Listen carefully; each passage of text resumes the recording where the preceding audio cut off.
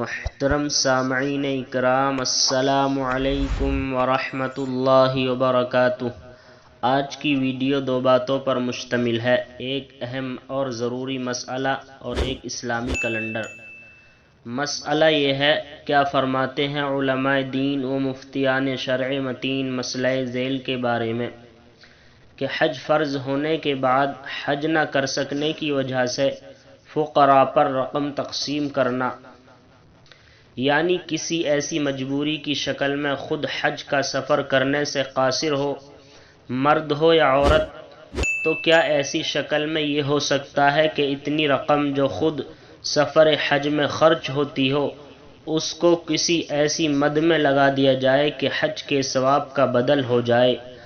اگر ہے تو ان مددوں کی وضاحت فرمائیں۔ جواب: جس پر حج فرض ہو لیکن وہ بیماری یا کمزوری کی وجہ سے یا عورت محرم نہ ملنے کی وجہ سے حج نہ کر سکے، تو فقراء وغیرہ کو رقم صدقہ کرنے سے حج کا ثواب حاصل نہ ہوگا، بلکہ حج کے ثواب کے حصول کی شکل یہی ہے کہ حج بدل کرایا جائے۔ فتاوی دارالعلوم دیوبند۔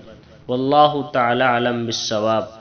اور آج کا کیلنڈر یہ ہے، آج ہندوستان اور آس پاس کے ملکوں کے اندر چاند کی تاریخ ہے 9 ذی القعدہ، اور آج سعودی عربیہ کے اندر چاند کی تاریخ ہے 10 ذی القعدہ سن 1443 ہجری، اور آج انگریزی تاریخ ہے 10 جون 2022 عیسوی، اور آج جو دن ہے وہ جمعے کا دن ہے، فرائیڈے۔ السلام علیکم ورحمۃ اللہ۔